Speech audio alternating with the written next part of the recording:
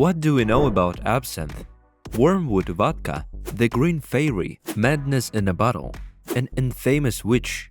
It goes by many names. Some love it for its unique taste and potency, while others hate it for the same reasons. Some believe that drinking absinthe is the privilege of writers, poets, and artists, while others associate it with madness. Perhaps it's all the same.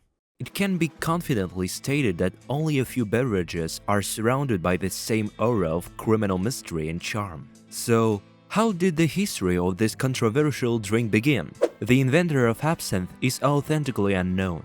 It is said that ancient Greeks and Romans consumed a medicinal infusion with a similar recipe.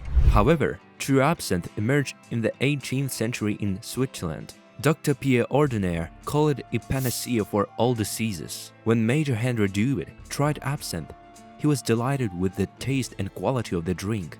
Together with his son-in-law Henry Louis Pernod, they opened the first absinthe distillery in Switzerland. Later, an entire alcohol company was named after this family. French soldiers were the first to experience the destructive properties of absinthe. The drink saved them when water couldn't be disinfected. Consequently, many soldiers quickly developed a fondness for it, unaware of what they had. Later, most of them were diagnosed with paranoid schizophrenia. In the 19th century, absinthe became popular amongst civilians.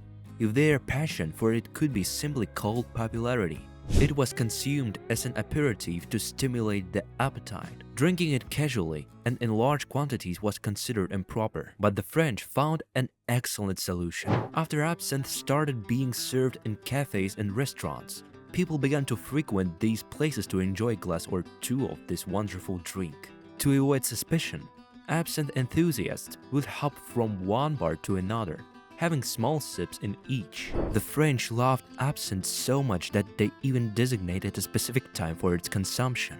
While the British were having tea at 5 o'clock, the French indulged in the green hour, l'heure verte, from 5 to 7 in the evening. Women also embraced the new trend. Going to a cafe and having a refreshing glass of absinthe was considered a sign of emancipation. By the way, some believed that they exclusively consumed it undiluted, as corsets prevented them from drinking a lot of liquid. But creative individuals loved absinthe the most. The idea that creating a work of art could cost a life was highly popular at the time, so they would go to great lengths to immerse themselves in a state of inspiration. The drink was valued by Paul Gauguin, Paul Verlaine, Vincent van Gogh, and Toulouse-Lautrec. Writers like Oscar Wilde, Ernest Dowson, Aleister Crowley, and Somerset Maugham drank it and drew inspiration from it. Many believed that absinthe induced hallucinations, taking people to other worlds. Tasters claimed that you could feel euphoria and inspiration, crystal clarity of the mind, and at the same time plunge into a dreamlike state and heightened imagination. Some referred to its consumption as a rendezvous with the green fairy. However, absinthe gradually became cheaper, and producers of other alcoholic beverages actively campaigned against it. The negative consequences became widely known. By the end of the 19th century, many doctors noted them, and the term absinthism emerged to describe addiction to the drink. Over time, absinthe infiltrated bourgeois society, and later, many impoverished individuals suffered from its excessive consumption. This continued until the drink was eventually banned altogether. How did it come to that? In 1905, Swiss farmer Jean Lanfrey consumed a large amount of alcohol, particularly indulging in absinthe. In a state of psychosis, he shot and killed his pregnant wife and two daughters. After this incident, absinthe was banned in Switzerland, and a few years later, in the Netherlands, the USA, France, Belgium, and Germany. In the 1920s, most European countries followed their example. What was the cause of such harmful effects? The culprit was thujone. This substance excites the nervous system, while alcohol, on the contrary, relaxes the body. The stimulating state of intoxication makes a person drink more and more, and thujone overdose can lead to poisoning and seizures. Therefore, thujone is classified as a poison today.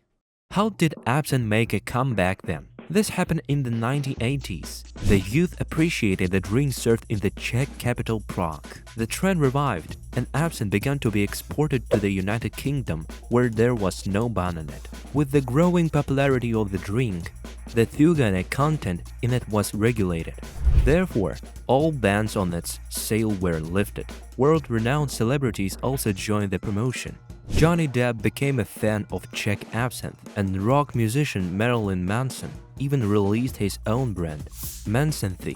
Unfortunately or fortunately, you can try real absinthe today, at least in most European countries, because it contains no more than 10 mg of thujone per liter. For comparison, in the 19th century, there were 60–90 mg of the substance per liter of the drink. Some manufacturers nowadays don't include it in the composition at all. Today, absinthe is of a bright green color, but not everyone knows that it gets this color only because of a food dye. The original drink had a yellowish-brown hue. However, today you can find absinthes of different colors: blue, red, yellow, transparent, brown, and even black.